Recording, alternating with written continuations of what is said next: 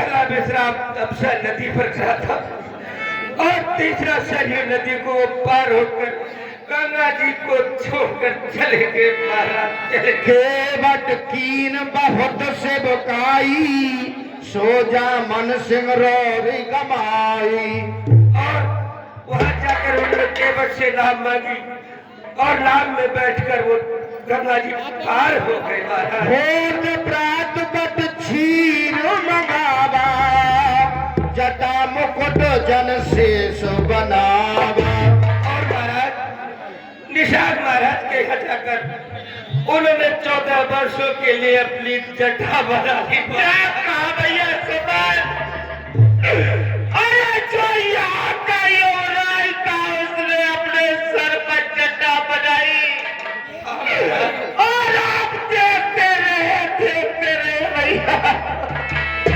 लखन कहे कछ बचन कठोरा बरज राम पुन मोहिनी होरा।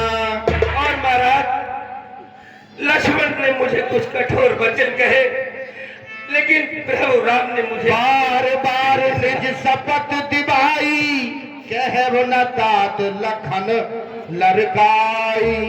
और राम ने मुझे बेर बेर अपनी कसम खवाई कि लक्ष्मण के बच्चों को पिताजी से जाकर मत कहना मत कहना। भैया सुमन क्या तुम सत्य कहते हो कि राम लड़को चले गए?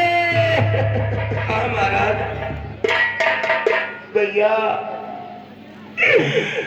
चाहिए तो ज्यादा था तो और सितारे चले गए।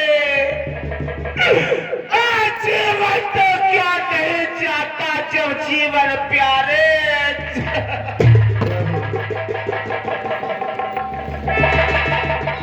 कहा लखन कहा राम सनेही कहा प्रिय पुत्र बधु बह देई। ऐसे में मेरे पुत्र राम लखन कहाँ रहते होंगे? पुत्र वधु बेटे आखिर कैसे वन में अपना गुजारा करती होगी भैया? कैसे गुजारा? अरे तापस श्राप सो पाई भैया श्राप सो दिया कौशल्या है सब कथा सुनाई भैया कथा की सुनाई। भैया श्रीमान कहिए महाराज जाकर के तुम भी अपना कार्य काल देखो भैया कार काज देखो जो आज्ञा महाराज। एक दासी अपना काम करो और रानी अपना काम करो। हे राम तुम भी 14 वर्षों को वन में ही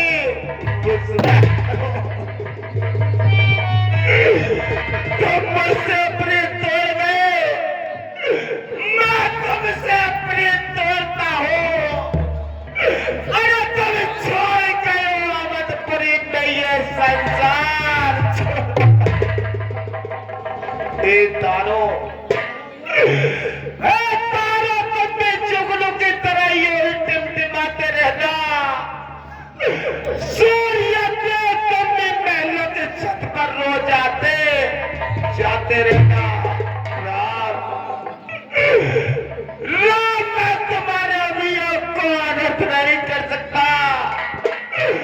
तुम्हारे वियोग में अपने प्राण कमा दूंगा राम। हाँ रघुनंदन प्राण प्रीते तुम बिन जियत बहुत दिन बीते। राम तुम्हारी प्रीत में बहुत दिन बीत गए जीते जीते।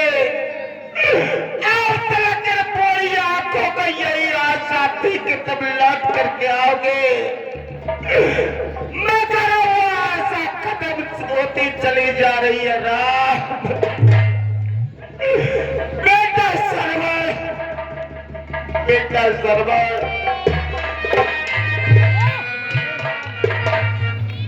सरवर नहीं राम नहीं प्रिय कौशल्या, आप नहीं जानती कि पिछली एक कथा है जो कि आज तक मैंने किसी को नहीं बताई। जवान अवस्था मेरी थी, शौक लगा बड़ा भारी था। ये उस समय की बात है, दशरथ बजाते शिकारी था। एक रोज एक मिनट के पीछे मैं दौड़ा लेकर अपना घोड़ा, मैं मिनट जाने किधर को गया, मैंने अपना मार्ग छोड़ा। प्रिय कौशल्या, पता नहीं कि वो मिनट मेरी आंखों के आगे से किधर के लिए ओझल हो गया। मैं थक हार करके पेड़ के नीचे आराम करने लगा। कुछ देर बाद मुझे कल कल की आवाज सुनाई दी। तो प्रिय कौशल्या, मैंने समझा कि मिल गया मुझको मेरा खोया हुआ शिकार। इस समय वो कर रहा है सरयू को पार। शब्द वेद का ज्ञान था मुझे। मैंने अपने धनुष पर शब्द वेदी बाण को चढ़ाया और उस कल कल की आवाज को लक्ष्य बना करके छोड़ दिया। तो प्रिय कौशल्या, जिस वक्त वो बाण जाकर के कल कल की आवाज पर लगा, तो उधर से आवाज आई कि हाय माता, हाय पिता, हाय माता, हाय पिता, हाय माता, हाय पिता। सामने